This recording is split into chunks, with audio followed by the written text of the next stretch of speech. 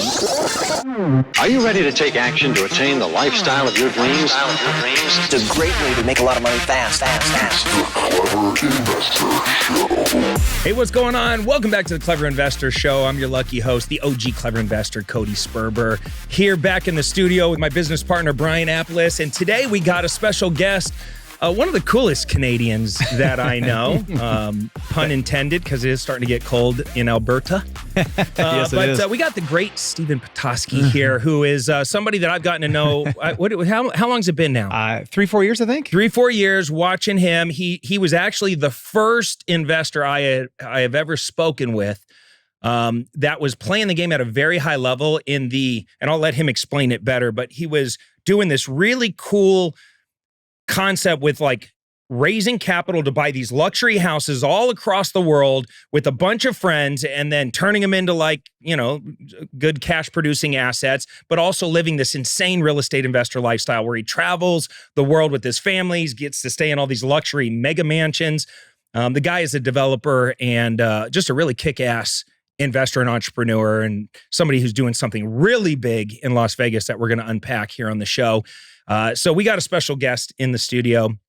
So welcome, Clever Investor Show. Well, thank you for having me, Matt. And great digs you got set up here. Awesome to get the tour from Bryant. And this is world headquarters for you right here. That's right. And you're in town because do you say your son or daughter? Son is at a golf camp at ASU. So he's trying to pursue and build his resume for NCAA and working hard at the game. And so just down the street from here, which is pretty cool. So I'm going to go watch him in a tournament after. Well, good. We're lucky that he's playing golf because you're here in the studio with us. Worked out perfectly. Thank you for having me. So look, dude, we were just in my office right before we kicked this thing off. We were kind of talking about this insanely big project you have going on in Las Vegas. Would you say it's a $1 billion project? The sellout will be over $1 billion. Yes. Damn. The total sales. Yeah. Damn.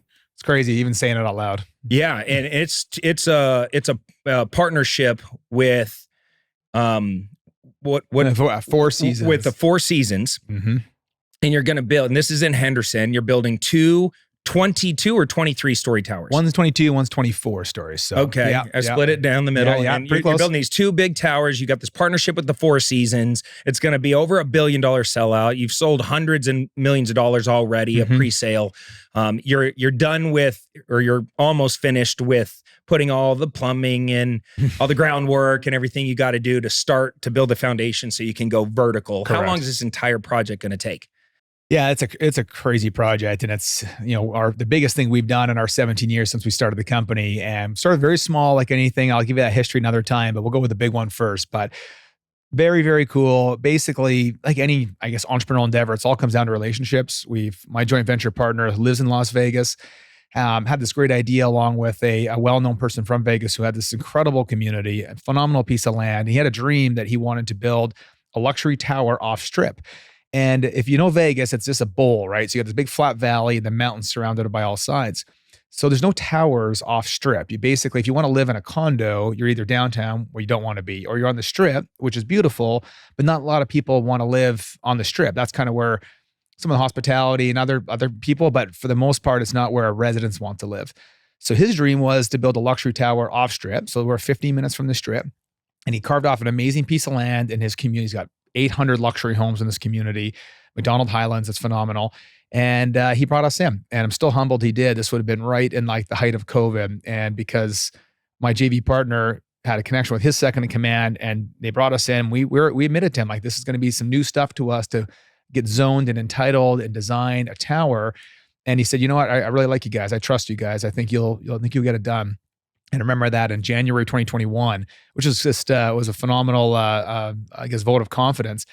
And then we went down the rabbit hole, man, for 2 years. It was just a crazy, wild ride. Happy to share any of the details that related to, just entitlements in general and how you do these types of things. But effectively, Henderson City Council voted unanimously in support on May 3rd, 2022. Still like stress right up till the day before, because you never know. I mean, the city council, although they were giving us indications and worked in good faith towards a great plan that's amazing for the city, amazing for the community. And but you never know, because if there's public, lack of support, but fortunately there was a lot of support from the public. Got it designed, and then the really cool thing, once that was approved in May 2022, was working with Four Seasons. And I shared with you a bit in the office, but basically Four Seasons, and a lot of people get the two mixed up, rightfully so. It's a bit confusing, but Four Seasons is best known as a hotel, best luxury hotel brand in the world. They're absolutely world-class, sophisticated, kick-ass. They're amazing. What they're doing now, though, in markets where they have hotels but don't have residential attached, they're building what they call standalone residential Four Seasons communities. So think just like a standard community where anyone would live, but run and operated by Four Seasons. So you get Four Seasons hotel amenities, experience, service, all the good stuff, but you're living there. And most of the Four Seasons around the globe would have the hotel and the residential attached. But in these markets like Las Vegas, where they have a big hotel in the Strip and no residential, they wanted to build a standalone. So they approached us when we got it approved, and they said, we think you guys have what will probably be the best project off Strip for luxury tower. We want to talk to you guys about a partnership. And of course, you're humbled again because you just had this amazing milestone where it got fully entitled and this great support from City Council. And then the biggest and baddest hotel brand in the world calls you up. So that's a whole transformation for our company. Got a deal done with them. Very fair for both sides. And now we launched in May of this year, and yeah, sales are rocking and people are loving it, and we're starting to build it, and it's just a crazy time. Look, I don't want to brag, but Bryant and I had the 2.5 seasons call us. They wanted to take over our shitty Airbnb portfolio. I heard they're great. It's not every day you get to brag like that and just get a call. That's a big deal. That's a big deal. I saw that trending the other day. Exactly. Well, dude, that's huge, dude. No, that's thank you. Brian, why are we doing projects that are $1 billion projects? I'm worried about that entitlement process. What would have happened if they didn't approve it? How much would you guys have been? This is called a microphone. You got to talk into it. How much would you guys have been put out? Yeah, you know what? I can't say the exact number. I'll just say it's in the millions that would have been lost. The entitlement phase, whether you got a 5-acre piece of land to change to like a commercial or gas station, or a 20-acre piece of land to do to $1 billion project, when you're trying to get something changed, it has, in my mind, of all the levers you can pull to make value in real estate, entitlement process is, in my mind, the biggest. Because you can take something from agriculture and convert it to industrial or hospitality. It's just worth a lot more through that entitlement process. But you can lose the money if City Council says, no, we don't like your vision. It's flushed down the drain. Like, you pretty much got to start from scratch. So let's take a few steps back, because you're currently building. Did you say it was a Marriott hotel? Yep, Marriott Autograph, right outside of Tulum in Playa del Carmen. Playa del Carmen. Yep. Which I just want to know, why are we building hotels in Playa del Carmen? Bryant, what is your problem? We need to be. That's why we're having Steven together on this show, so we can learn a little bit more from this Yeah. amazing business guy.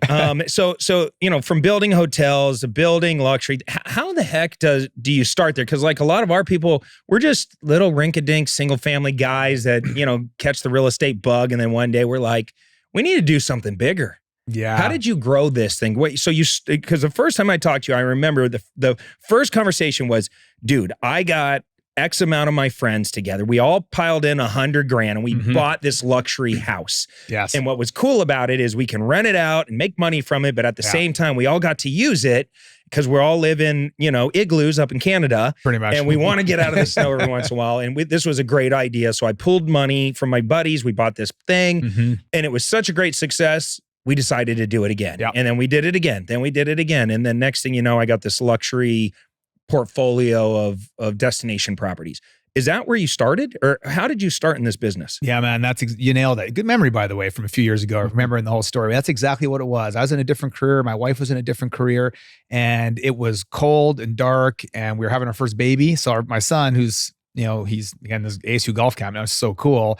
He was being born in February 2007. So this time in 2006, we're like, we need to do something for travel for our family, because the winter suck here. We want to travel around. We want to have ownership. We want to have consistency. So we looked at our options. You basically have 3 options to travel. You go to a hotel, you get consistency, but you lack size and it's expensive. You own your own home. Great. You can get consistency, but you lose variety. Or you do the Vrbo thing. This is like pre-Airbnb, didn't even exist yet. They launched in 2008. So Vrbo was horribly inconsistent, but you got size. So when we look at those 3 options, we're like, well, wouldn't it be amazing if we could combine all 3 together? Hotel consistency, the variety that comes with the Vrbo, and the size that comes with the Vrbo.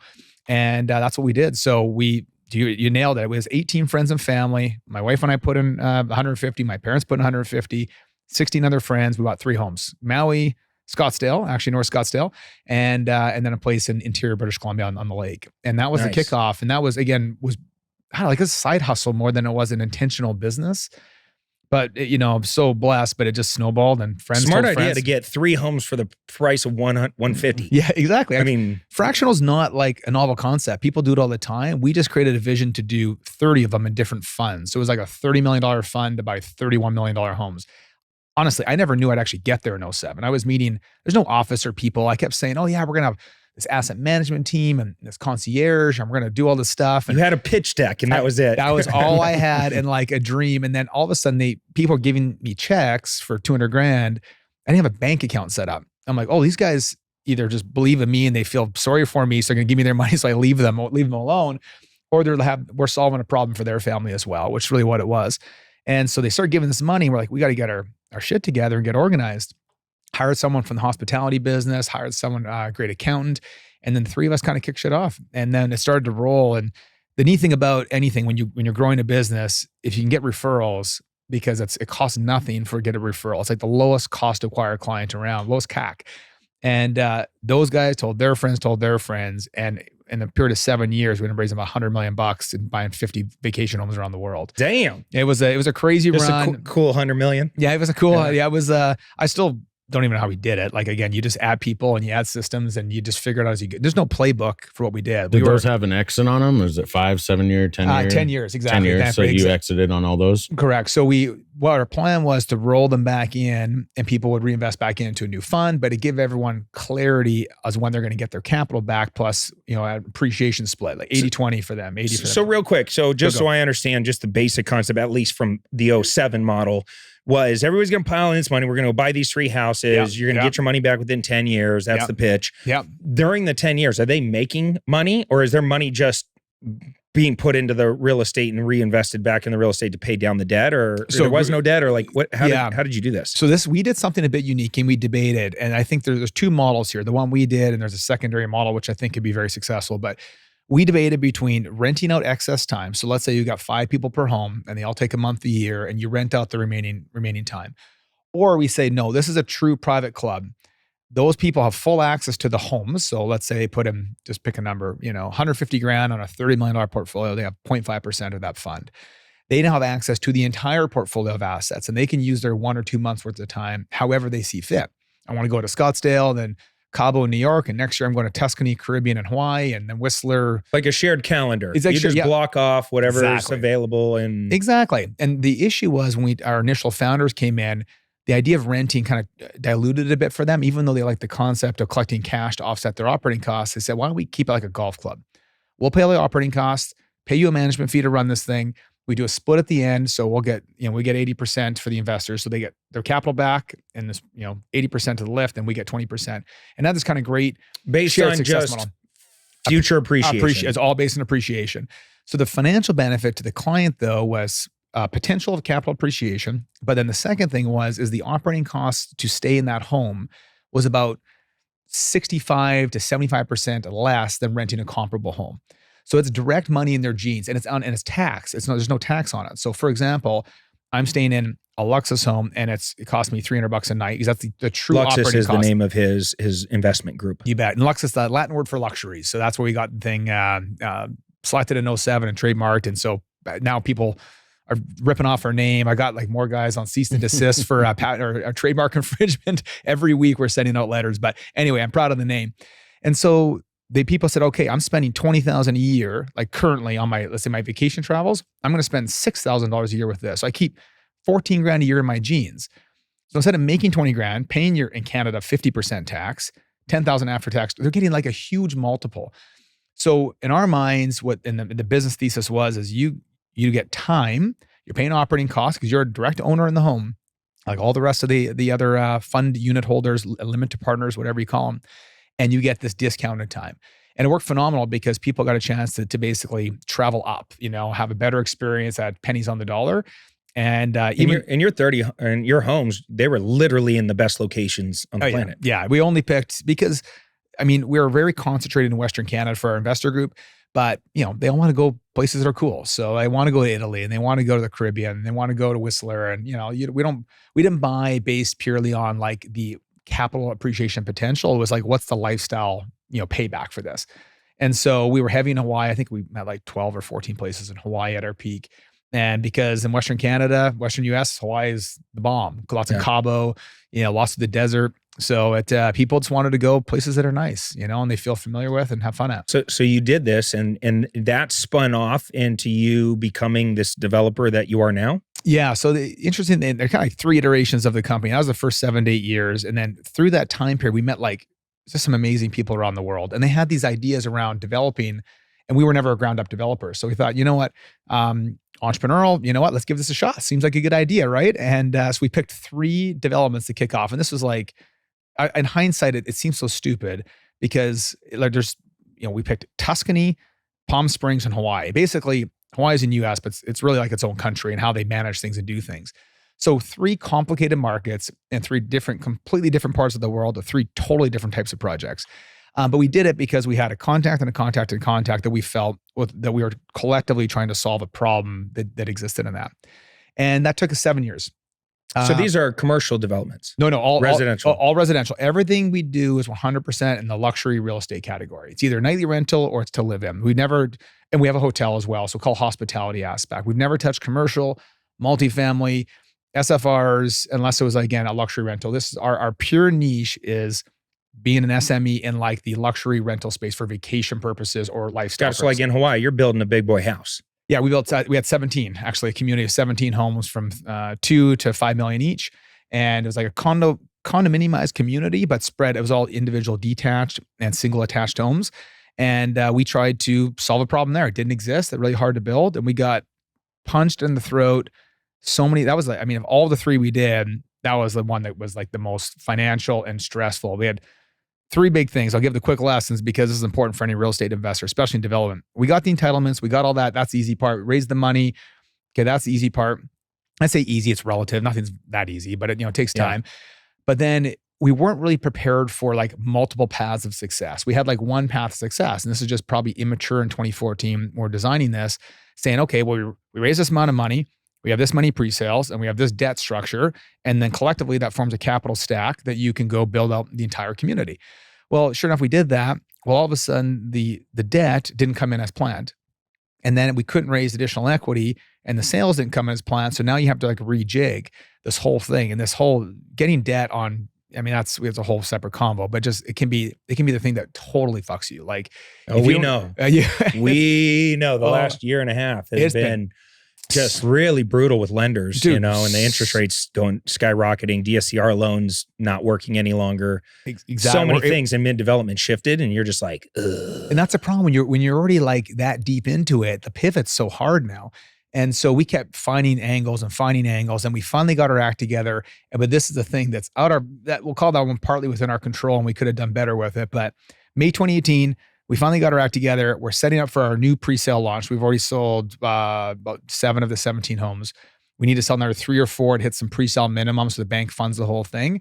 And the freaking volcano erupts on Big Island, Hawaii. Literally, Mount Kilauea. It's been dormant for 30 freaking years. And the volcano erupts and basically, you guys probably remember, like shut down the island for about a year. What do they call that? Murphy's Law? That was Murphy's Law. That was like, I literally wanted to give up. You know what? It was so freaking hard because we're like, well, now we lost all of our sales. So now everything we worked for the 3 years before to build for it are gone. And then how do you do it? And we have to honor our commitments to this, the people the trades that have been doing work and haven't been paid. And I've just never not paid a bill. Like I couldn't sleep at night.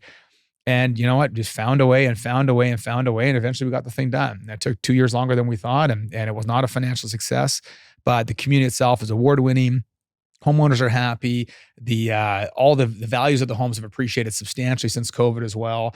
It's a phenomenal. You can't even buy one there. Like they're literally a lineup of buyers to buy in the community because it's a one of one. So you're proud of the result. It's just the process to get there. A lot of learning lessons. Yeah, I like that. If you're in the development game, like we've had those. Yeah. We've had those. You build a really great quality product and it just doesn't financially turn out the way you want. Yeah, but looking back, I never do it different. You got to get it done. I think if there's any lesson, you gotta honor your word for your investors and either got to get it done or die trying because even at the end, if you deliver only a portion of capital back or whatever it may be, nothing's worse than a half finished product. Unless you're literally going to go under. That was as close as it could have been for us as well. If our guarantees got called or if things got worse. But fortunately, we got through the whole thing. But it's a scary time. But if you get it done, now it's on the resume as struggle financial, but a beautiful, phenomenal project on the island. I'm really proud of it. We paid everyone. We paid all the trades. Everyone got paid. We got a good reputation. We're looking for another one. So what's next? I mean, you've played in the development space. Yep. Obviously, Vegas Towers was just probably the best trophy, project special, that you could probably ever do. Yeah, I think unless so. you got your sights on something bigger. I would think you're 4 or 5 years just focused on that major project. Well, it's interesting. So the answer is yes, Brian. And now that we've done those, what I've learned now, doing it for 8 years, it takes almost the same amount of time and energy to do a project with another zero than it does with 2 less zeros. It's 5 years of effort and stress and risk and everything else. So may as well just do bigger projects. And so now, of course, we didn't have access to bigger projects back then, but now our deal flow now, we're able to be super choosy, and we're trying to pick basically call ourselves kind of a merchant developer. So I don't have a balance sheet like these guys that got $1 billion and they can underwrite, put in $50 million in equity and guarantee a huge construction loan. I don't have it. I'm trying to build it and I want to be there. That's definitely part of the plan. So we're a merchant developer, basically a developer for hire. We've been able to prove ourselves to show that we are very competent and good at what we do. And I say we, it's like my business partner and his team. I'm kind of dumb. Those guys are like geniuses. They're so smart. That's what I say about Bryant. I'm like, thank God for Bryant and our team, because I'm just a pretty face on a Wheaties Everyone box. needs a Bryant. Exactly. Yeah, for sure. And so thankfully, these guys are studs, and they're based in our New York office, and they just know how to underwrite a look at a deal now. And so now we have these deals coming to us. I'm working with Marriott and Four Seasons, which have been great, like mentors and learning for us, because they're just dialed. Like they just know their stuff. So we get to extract their knowledge, and now we can pick bigger projects. But we don't have to do them, to your point, one project all in, but instead we kind of stagger. We bring in partners along the way on areas that we potentially don't have experience with. So we're bringing in a partner on Vegas who's good at building towers. I don't want to learn to build a tower that's the most important off-strip project ever in Vegas. I'm not going to be the one learning. I'm going to bring in a grown-up who's done this before and built it, and they're going to step into our shoes and build the project out because they have the experience and the know-how to do it. And that frees up our team capacity to find another project, and we'll take it through the 2 to 3 year entitlement process. I think that's important for people to understand is like, you are the manager of the project. Correct. Meaning you're putting all the financial pieces, the personnel pieces, Yep. the cultural pieces, everything, you're just puppeteering it all. Yep. But you don't necessarily have to come to the table and have all the construction knowledge. You're going to hire the right team members to be able to come in, bid it out, get it dialed until finally you pick the person or the group that you feel is the best, and then you just manage them for the next 3-4 years. Nailed it. Exactly. Yeah. There's no one I really know that has the true, complete vertical expertise where they have the ability, the visionary aspect, how to take something from nothing, turn it into something, assembling the team, the construction knowledge, the balance sheet, the bankroll. You're really just assembling a team around you where you pull these levers at different points in the project. Hey, I need a stud contractor. Well, I'm going to hire a person in here, like an owner's rep, basically, that kind of watches them and takes care of it. But they're going to be ones building. I don't need to fucking figure out how to build this thing. Do you have to consider equity for your GC, or do you like to keep it just as, for hire? We would do equity for GCs. We like when people have skin in the game, and every deal is a little bit different on what it could be, but we do like it when possible. Yeah, because they're on the flip side, there's a little bit of a conflict, but at the end of the day, if structured well, which the deal should be, is that GC, when we have like the GMP, guaranteed maximum price contracts, especially these big ones, you just can't take the risk. You get certain ways where if they beat the milestones, they can potentially earn a bit more money. So there's lots of ways to structure deals. As the bigger they get, you get a few more options on it. But the GC can put equity in, their incentives are aligned to make sure it's a successful project. The last thing you want is a lawsuit with your GC and the homeowners at the end. So if you're all on the same, tugging the same side of the rope, it's just better for the homeowners, better for the developer, better for the GC, everyone. Yep. Yeah, That's what we've noticed. And you're also, you got some other big projects potentially in the works. Mm-hmm. Now that you're the big dog on campus, partner with all these cool luxury hotel brands and stuff, I'm sure a lot of people are coming your way now. It'll be cool to see what you guys do with this. Are you going to keep all those luxury houses? You ditching all those? You rolling them into something new? Because I know from our perspective, we got this idea kind of from you, to be honest with you. I mean, we were talking, and you were part of our masterminds, and being able to hang out with guys like you that were killing it in the luxury Airbnb space. We were like, hey, let's go buy some luxury Airbnbs. We want that lifestyle too. Yeah. Yeah. And so we came up with our own version of our creative programs, and we went out and bought a handful, maybe 30 Airbnbs in a very short amount of time. A couple of them in the higher luxury space. And I would say our better ones are doing really well. Our cheaper ones, we learned some hard lessons on about, what summer in Arizona is like in the Airbnb space, and what happens when too many Airbnbs hit the market, because everybody becomes an accidental Airbnb host. So true. And to be honest, most Airbnb hosts suck. They have shitty IKEA furniture. They don't have consistent, Agreed. You go stay at these things. There's no consistency. One's nice, one's absolutely horrible. You can't get a hold of anybody. The check-in, check-out process, things are broken. It's awful. The beds suck, the pillows suck, and you're just like, what? Why did I just not go to a hotel? Exactly. And I feel like the whole Airbnb bust happened because of just too much Airbnb inventory and a pullback with people and their experiences. So where are you at? So yeah, and maybe just at the very beginning you mentioned, just to give the structure of the company, we have, the only way we can do what we do is obviously amazing people, but so we have this US office. It's basically its own team in New York. I have a business partner on that side. So he's running the whole development side. So basically, and I think I share it because how do you do luxury Airbnbs and develop? And we have office in Italy and these things. It only comes down to like amazing people and partners.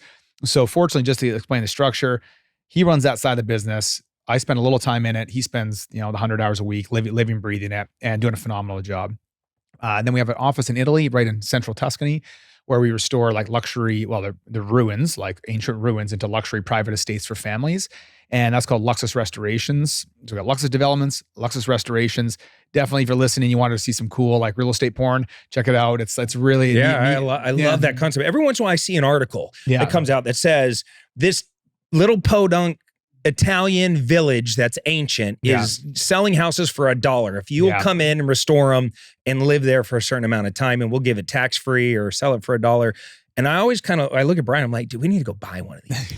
Is that the concept? We take something that's 300 years old and bring it back to life? Exactly the concept. The issue with what you see online often where these Italy's giving away a whole town for $1, as long as you spend $100 million to restore that town. There's a huge caveat with what it is required. We end up paying a lot more for our ruins, from 300 grand to a couple $1 million, because they are prime. And usually there's a reason why they give it away for $1. It's because it's beside a train track, a pig farm, an industrial area, an undesirable tourist area, whatever it may be. And not to say it's bad, but it's more not a place you're going to go like have a vacation with your family. It's more like a local resident that would buy it for $1 and restore it and kind of put their own their own sweat equity in. For us, we pay premiums for the ruins, for like a pile of rocks, literally. And then because they are primo, like that's like hilltop, the perfect Tuscan postcard, the whole works.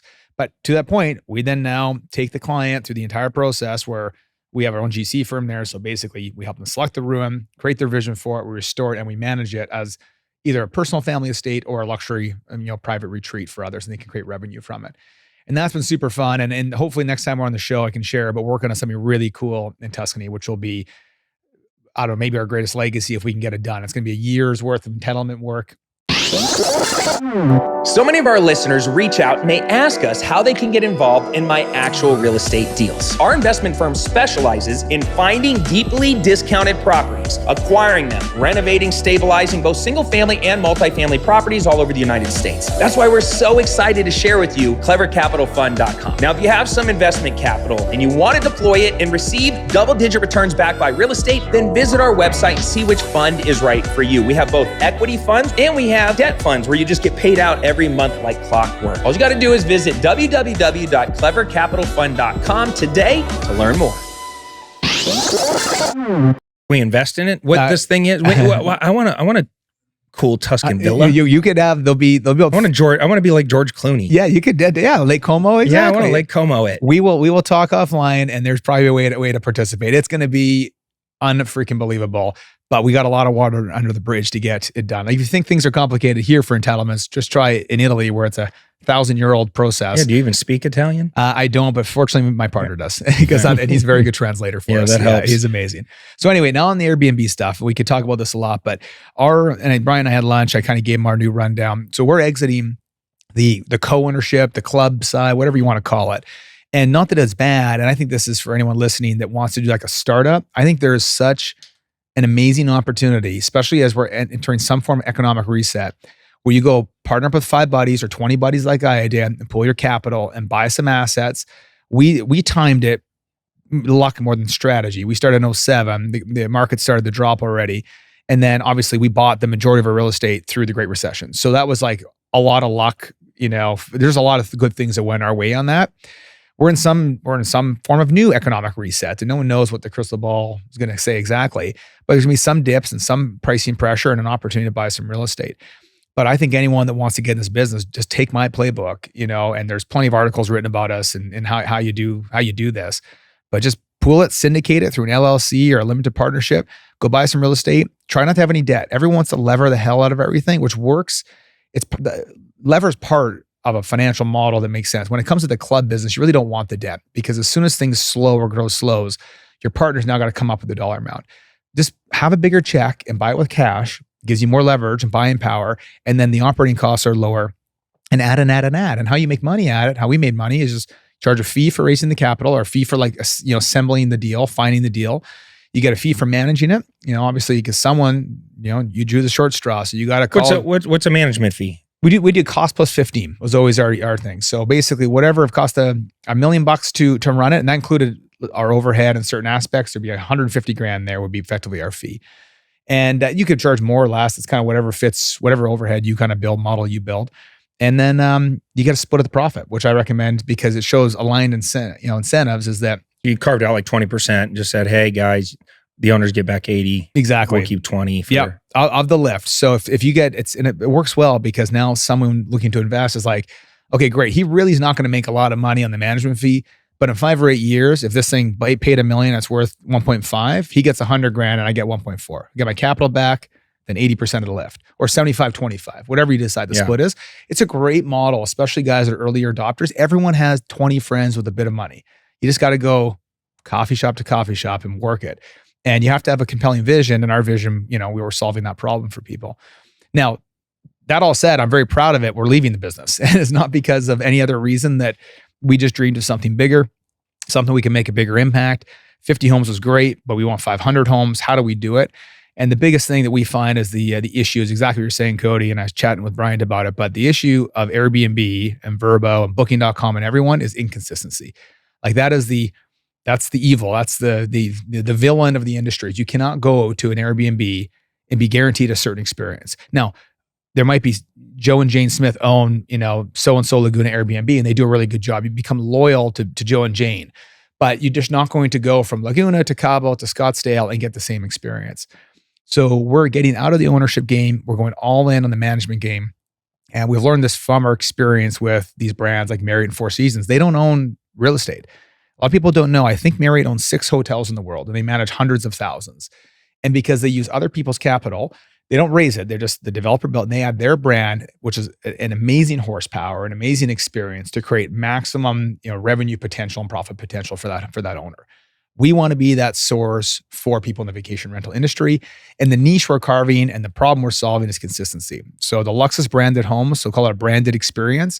It's the same linens, the same pillows, the same coffee machine, the same bar set, the same TVs, working with vendors like LG, vendors like Dyson, Mocha Master, you name them, where we partner with them. And every single home, so when you go to you're going to Cabo or wherever, you don't have to guess if you're going to have a good cup of coffee. It's guaranteed. You know exactly how it works. You don't have to guess if the TV is going to work, because it's the exact same television in all the properties. No one in the world's offering that. And so we believe we can drive more occupancy, more profit, more revenue for the homeowners, and create just a better experience for the guests. So, but there is a company out there that does these luxury vacation. It's like a membership, right? I forget the name of it. Inspirato. So the problem with Inspirato, and I know Inspirato guys well. We've a lot of our projects we developed for. We've partnered with them. And they've actually managed our properties. So there's 2 things that were differentiating. So I'm gonna say the problem is not the right way to put it, but the differentiator. They're targeting the luxury side, so the top 0.5% of income earners, spending $2,000 to $3,000 a night plus. Well, our goal is to take care of the 90 to 99.5% of income earners. They're like the lost middle. They're spending $1,000 a night. They got wealth, but they're getting the same booking experience as someone booking a couch through Airbnb. Literally, like that's what the experience is. And when they get to the home, they don't know what they're going to get. So Inspirato is a great example. They provide consistency and certainty, but there's a barrier to entry. Number one, you have to be worth whatever, 20 million bucks, or you have to be willing to spend 50 to 100 grand a year basically to travel to their homes. Yeah. That's the top of the pyramid. And second, their business model is is the actual issue. And it's proven, this is public. They're a publicly traded company. They went via SPAC last year. They play the arbitrage play. And we're not doing the arbitrage play because there's just so much risk and no one's been able to do it. So effectively, they'll go to you in your luxury Airbnb in Vegas and say, I'll write you a check for $25,000 a month to guarantee it. And then I'm going to rent it to my members. And I hope to rent it for $35,000 a month. And I keep the middle, I keep the delta. And great idea in principle. No one's been able to do it on a consistent basis. Inspirato, Saunders, another good example. They just did a reverse stock split because they're basically a penny stock just in order to stay like on the stock exchange. And I wish them well. I'm not knocking them. I want them to be successful. This is important. It's a huge sandbox for all of us to play in. But their problem is the arbitrage play is risky because you have to be so careful what homes you pick up, because if the market adjusts a little bit, you're now losing money and I still owe you 25 grand a month. And no principal pay down. There's no depreciation. There's no tax benefits. You're just writing that check for rent. You're writing exactly. So it's and for us, I mean, we want the owners to they're going to get the depreciation, all those aspects. When it comes down to Inspirato though, I love them though. Like, so I want them to be successful. I think it's important for the industry to show that certainty does provide an unserved value in the industry. We're just looking at it to say, okay, we're not doing the arbitrage play. No one's proven it out. Guys with huge, way deeper pockets than us have not been able to prove it out. We won't be able to figure it out. But what we can do is provide a consistent kick-ass experience from a $600,000 home to a $6 million house. When you take Inspirato's more like $3 million to $20 million or whatever the math is. And there's exclusive resorts and there's Airbnb Lux. Like there's lots of luxury providers that do a good job and serve. If you're gonna spend $3,000 a night, you're going to be taken care of. That's just the bottom line. You spend $1,000 a night, 50-50 best case scenario. You're going to get an experience that meets your expectations. Just what it is. But we're going to make sure that people know exactly the experience. So you're going to create the booking engine. You're going to do the management. You're going to be like, lack of a better analogy, you're going to be the Marriott of this niche. For single family homes, ideally 500. Yeah, exactly. So we want to get to a point, starting phase, get to 15 year one, work out the kinks. To you said, we got the booking platform, the on-site management, the concierge team, the on-site boots on the ground. You have all the aspects covered. And then we want to build the foundation that we can grow to add 100 a year at that point. So you're going to raise money to create this business? We do. Or through selling your other luxury rentals? So because what's happening here? Since we're not buying real estate, we really don't need any money. So basically it's self-finance. I do have some investors involved that are close to me, but it's not a public kind of offering we've done in the past. And that's invested directly to the brand. But because we're basically, think of the foundation, we're trying to build a foundation like wide and deep so that when we do decide to pull the trigger and really get after it, we can add significant amount of homes very quickly. And we want to prove to the Marriotts of the world and the Hyatts this can be done because they have also launched their own Marriott homes and villas, for example. But it's the same problem. You go to a Marriott hotel, you know what type of sleep you're going to get. You go to a Marriott homes and villas, it's still just like Joe and Jane Smith property rented on their platform. They try to add more consistency, but it's just not the same. So we want to be able to prove to the industry that consistency can be solved. And it's freaking hard though. Like we were chatting over lunch, when you go to a homeowner and they say, well, I just bought new linens, it doesn't matter. You got to be our linens because we're guaranteeing our client a specific sleep, no matter where they are in the world. And we'll try to sell your linens on Kijiji and get a few grand back, but our linens are going into your house because consistency is going to be the name of the game. So we don't raise money, self-financed through us and a small group of investors.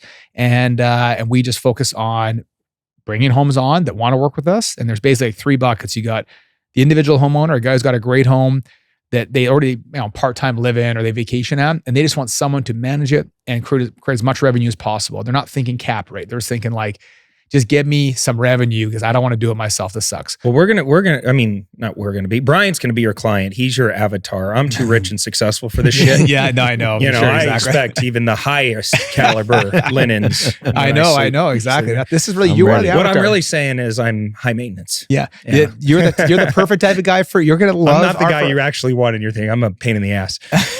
We'll take care of you. Well, no, that's huge, man. That's really cool. So we talked about ways to get clients at lunch, and you had mentioned that you want to maybe work a little bit through the affiliate space and maybe some of the influencers, and just try to convert some of their existing Airbnbs, prove the model out, and then have them, say case study, and then reward them. So that was one creative idea. I would think kind of like how like an Uber or anything else like that launches, you hammer a market, you infiltrate that market really well. You build, like they dominated San Francisco, and then they move out. It's kind of that mushroom kind of growth. It'd be hard, I would think, to have all these places all over the place trying to like build the infrastructure to control it and service it really well. It is hard, but it's kind of what we've been doing the last 2 decades. Like we were in 25 markets around the world. So we know what it's like to manage even one property in like Dominican Republic, and we can do it. So we have the model and the infrastructure, like the know how to do it. But to your point, it is better. We're trying to pick 5 or 8 markets, not just one, to have between 5 to 10 properties per market out of the gate. So you can create some regional scale. Then you have like a full-time person on the ground that becomes your person and looks after it. And from, as Bryant said, thinking of ideas to get the word out, because so luxusvp.com will be the website. And although people can book through there, we'll have a loyalty program and incentives to book direct. People will still be able to find us on Airbnb and Vrbo and stuff. But we want people to be a direct loyal client, just like Marriott Bonvoy members or Hilton Rewards, whatever it is. And the concept of affiliates is something we discussed. There's like 2 types of guests we're looking for. There's our clients. We're looking for the homeowner, but we're also looking for the guests. So Cody Spurver becomes an affiliate and says, hey, like I'm staying at a Luxus property and I'm high maintenance as fuck, but I'm having the best time of my life and you should stay here. And then, is there an affiliate? You should give me free access to all your homes. I will promote the shit out of you. I believe you will. I'm sure there's something a big deal. I think there's something to work on. We'll make sure as long as Bryant I'll bring gets something. Bryant with me. Don't worry. Bryant can come. He'll be my guest. He'll sleep in the bunk. As long as Bryant gets some love out of it. So is that how Jewel did it? Jewel? The e-cigarette company, that's all they did. Oh. They remastered that campaign of just like the lifestyle marketing. And that's a horrible example, Bryant. Jewel imploded spectacularly. Dan Bazillion, same thing. Get the big place. Everybody goes. Dude, look, here's what everybody really wants to know, Steven. How much money do you have? I love it. I don't know. Like, are you rich? Like, you can't do $1 billion project without having some cheddar, some cheese, some moolah, some guac. I've got at least some broccoli. At least. What do you got? How much broccoli you got? I asked me again. Can I borrow some money? Once the project's done, I'll have a better answer. Our for you. Airbnb portfolio is a shit show right now. Can we borrow some money? I think we're ready to build a couple towers right outside on the other side of. We're gonna hit those Apache Junction towers real hard. I have just enough to put food on the table, and hopefully it's a lot bigger in 5 years from now. Put it that way. We're definitely trying to. Is there an exit strategy for you? You know what? You're a young guy. I don't know if you're thinking like that yet, but we're building, manufacturing this company, like reverse engineered it to that it could be sold. Everything else is very intertwined through like our kind of global portfolio and companies, and it's complicated. So this one we peeled off so that it could be. But I got kids that really love the business. They've been following it since the day they were born. And if I could have a legacy of one of the divisions or all the divisions, they could play a role in that at some point in the future, that'd be phenomenal. But we have built it in a way that if an opportunity for a partnership or an exit came that would, it gave us the financial means to pursue something else we loved, we're going to keep those options open. But nothing I can say for certain in the next 5 to 10 years. Like right now, we're so focused on this growth to build this company because it's less about money. And obviously, like all of us want to make income and provide a good life for our families and have freedom. But this is going to disrupt this industry. And I feel like if I can leave some form of legacy or impact on the vacation rental industry, which is helping people travel better, which is healthy and good for families and good for mental health, I want to do that first. And if there happens to be a financial reward at the end that's material, well, you ever buy any weird shit? Like you got like just like can't talk about that. Like no, seriously, like what's your craziest thing you ever splurged on? You got like a weird sports car fetish, you got crazy watch collection.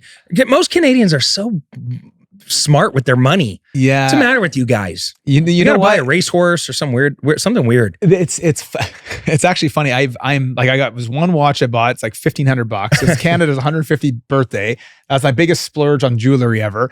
And I've driven the same car since 2012. My wife's like, get a new car. It's like breaking down. I'm like, no, just like another $5,000. You don't have any debt. Yeah, I get it. Dude. Oh, no, You're financially responsible. No, I'm in real estate. There's plenty of debt. Trust me. It's personal debt. Yeah, you still levered. As far as weird stuff, I have a expensive travel habit. I spend a disproportionate amount of the income I have on travel. So you just got to work that into those contracts. Every house that you manage, you get 5 days free. That's what he did. That's part of that too. Yeah, that's specifically what he did. 500 different places. It gives a lot of you options. and your immediate family. Dude, what a great way to spend your dough, though. Grabbing your family. And honestly, since I know you, it's like, where are you? Where in the world are you right now? Oh, we're staying at our villa in Hawaii. Oh, we're in Italy. It's like, you suck. I think we're over here during COVID suffering and you're traveling the world. We got lucky at that one. I have to admit, it was, the cool thing is we got kids. Your spouse, whatever, is like, all you got is memories at the end. You know what? And these material things, like, they don't like get me excited, but a memory with my family on a beach in Hawaii or Costa Rica or Scottsdale or Vegas last week, that shit's priceless, man. So it's we definitely overspend, and probably to the point where my financial advisors say, like, you spend too much on, like vacations. I'm like, I don't care. I'll make more later, because right now, my kids' time is finite. There's this freaking thing that's been like super impactful the last few weeks. You get 90% of your kid's life in the first 18 years and 10% the rest of your life. My son's got a year and a half left with us. So I'm like, dude, I don't care what it costs. What a great way to look at it. You got it. You have so to many do summers. That's it. Many Summers. Once you blast through those summers, they don't care nearly as much. They go fast, man. So anyhow, that's where I spend my money. My daughter, I said, what do you want to do?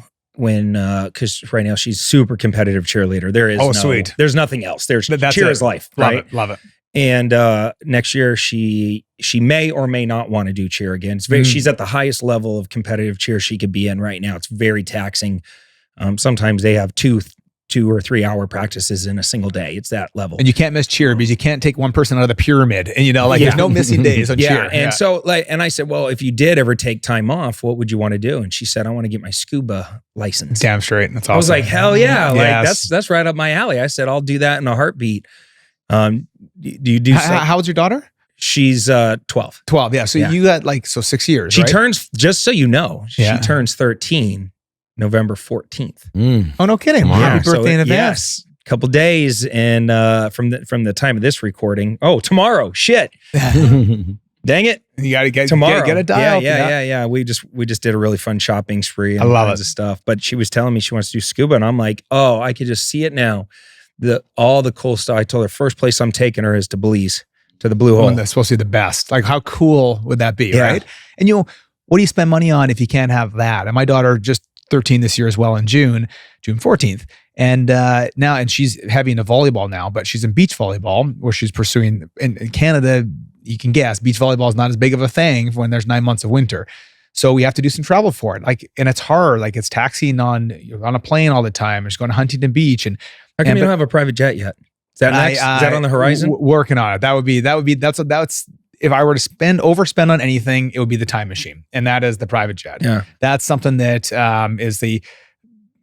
I think that's the ultimate privilege in life, because you cannot buy, time, but that buys a lot of time back. So I spend a lot of time. And sorry, I'm jumping all over the place, cutting you up, but is Canada the same as the US, where you own real estate, you get depreciation, certain tax benefits? Like, are you paying taxes or?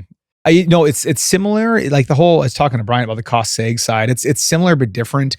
But yes, I mean, if you can buy a real estate asset and accelerate the depreciation any way possible, or a private plane, there's other assets you can do. You can use that to offset taxes. So I do pay taxes because a lot of my real estate is not in Canada, obviously. And so there are things you can't use against your Canadian income. So I don't probably get the same advantages as others do if you're like 100% in one spot. But absolutely, real estate's still one of the ultimate things for offsetting taxes, and just buy, accelerate depreciation best you can. That's legal and accurate when you have a good person that does it for you, if you never want to get caught doing something you shouldn't. and pay less taxes and more real estate. It's a good Well, thing. at the start of this interview, I thought maybe you were smarter than me and Bryant, but since we don't pay taxes, we're definitely smarter. No, see, I knew you guys always. Yeah. Okay, Canada finds a way, no matter what, you're paying freaking taxes. They also make you drive to the beer store. Yes. Yeah, what the hell's the matter with you guys? Just sell beer at the regular store. I got So an idea. complicated. Run it back 18 years. Grab the 18 guys, families that originally invested. Say we're buying a jet. Let's go. We're doing it. We're doing it. There's so many. God, that would piss me off though. It'd be like, oh, dude, I need the jet right now, and you're like, your month was 6 months ago, bro. I figured it out with houses. I bet you they could figure it out with the jet. I've done a lot of research on the private jet side for clients and others, and I think the only way, if you either own your own by yourself with one other buddy who lives in geographically a similar place than you, it's impossible if you're geographically different because, hey, I need the jet. Oh, fly it empty at $2,000 an hour to pick me up 4 hours. It just doesn't work, right? Yeah. But fractional programs like NetJets, ones in Canada, I think that's a great segue into owning your own because you still get the depreciation benefits, lower operating costs. You only pay when you fly, like you pay a base and then you pay a certain amount when you fly. I think if someone's got the wherewithal to get into that space, I think fractional is a great kickoff. And obviously you can charter as well, but usually chartering is. I can see with your luxury brand, once you get it really up and pumping, and you do have 2,000 homes under management, some crazy thing. Because like one of my dreams is to, and I think it's about 100K a person. I could be wrong. Last I checked, it was like 90 or 100K a person. Yep. But Four Seasons has the jet. Yes. And you get on the jet and they take you to like 2 or 3 or 4 Four Seasons. You go for whatever, 6, 8 weeks on just this luxury Four Seasons world tour. And I always thought that would be a kick-ass vacation. I've had friends that have done it. It's on my bucket list. Put it that. It's about $150,000 a person. Is that how much it is? Well, they have different, varying amounts and lengths of stay. And I have a couple of friends that have done it. And so that's $300,000. But what they said, like remarkable, like truly they have a freaking dialed. So that would be on the bucket list. I think when the kids are out, maybe my wife and I could afford to write that type of check for an experience just like that. Because that's a big number, but it's bucket list quality right there. All right, well, keep that on the list, man. That would be epic. Well, dude, this has been awesome. Just chopping it up with you. You're doing some epic things. It's cool to have you in the office and so cool. Just be learning from you and being able to call you a friend and call you for advice. You're a great mentor anytime, of ours, bro. And have given us some great advice. And you for me. We appreciate you. Yeah. We wish you a ton of success and luck with all your new stuff. And I can't wait to come check out your project next time I'm in Vegas. Definitely. Yeah. I'll get you in the nickel tour. Yeah. Come on down anytime. More importantly, I want to go to the Tulum, the Playa Carmen stuff. You should, that's almost built. It looks pretty freaking cool. But thank you guys. You guys put out, and Cody, so much good content. I still get value from your content.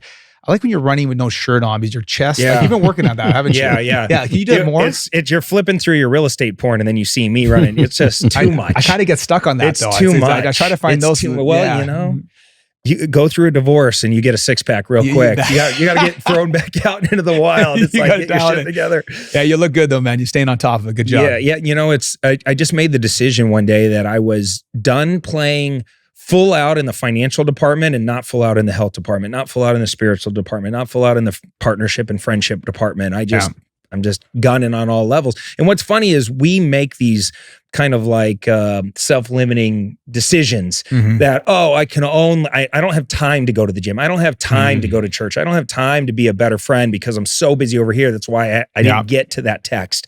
I didn't get to that little love note. It's like, that's some bullshit self-limiting thought. It is. That isn't true. That isn't true. Once I got really in alignment with my health and on the friendship side and with all my actions and all the other departments, I started making more money. That's how it works. It's the oddest thing. It's actually backwards with how you are justifying it. But we got this like Gary V, work hard and just, sacrifice everything forever and destroy every relationship in your path that is getting in the way of your dreams. And it's just not true. There is moments where it's a lot of energy needs to go into that short-term sacrifice for the bigger gains, but you can bring your family with you. You can bring your friends with you and your health with you. You don't have to. Dude, I get that. We chat about this over lunch, man. I agree 100%. It's like first off, you don't have your health. None of that matters anyway. So like you're going to die young or be unhealthy, not have the energy to do stuff with your kids, whatever. And I think you can be a great partner to your spouse and a great father and a great boss and do all these things. And I feel like we're as a family trying to live it. But to your point, there's seasons of life. you have to go heavier into one aspect. You have to go heavier into work because it's an important season of life financially for your family. But I look at those seasons as, and my kids get it. We talk about them like they know I'm in one right now. We're very, very deep in this launch of this vacation property component, and also this. So we have two big components, and they're like, "Dad, you just do it." And then they come along for the ride. And they were in Las Vegas last week, seeing the site and meeting our sales team and doing the whole thing. And they're part of the journey. But people just like cut it out. And I don't think you don't have to. You honestly don't. But you do have to say no to certain things that are a detractor in life. But health should not be the thing you're saying no to. That's a whole separate podcast. But I love that stuff, man. It's without that, you got nothing. So I agree. Appreciate you, man. Well, thanks for having me on. All right, guys, if you guys got some value from this, you guys know what to do. Share this with another investor that's just trying to come up and do more and make more and have more control, more freedom, and more joy in their lives. That's what this podcast is all about. We appreciate you. And if you also got some value from this, please go online and leave us a review. It really helps with the algorithm pushing this podcast out to other potential listeners. That's all we have for you in this one. Until next time, we're out of here. Take care. Comb your hair. Peace. Hey, Cody Sperber, the original Clever Investor, host of the Clever Investor Show podcast, and I'm shooting this ad right now to let you know that this podcast exists. It's finally out, and we have some amazing guests. So please, I'm begging you, can you just come and give our podcast a listen? I've been doing real estate for a really long time. I've accessed some of the coolest people in the world. We were having all these amazing conversations, and I'm like, what are we doing? Let's record this and actually put it out on a podcast. But the problem is, I have to let people know about it. That's where this ad comes in, and this is where you come in. You're going to be able to learn from successful entrepreneurs, get in-depth interviews from amazing leading experts. You're going to learn real estate investing strategies and tactical training strategies that work in today's market. We're going over market analysis and different market predictions. You're going to be able to engage in an awesome community. And we go into some pretty deep dives on the mindset of what it takes to win the game of money and in life, plus lots of bonus resources and exclusive content. So what you're going to want to do right now is click the link that you see on your screen and give the show a subscribe today. We have amazing guests like Ken McElroy and Robert Kiyosaki and Wes Watson and Pace Morby and Jamil Damji and Vina Jetty and a whole host of amazing men and women entrepreneurs that you're going to love to learn from and get to know. So what you want to do right now is click that link and give the show a subscribe today.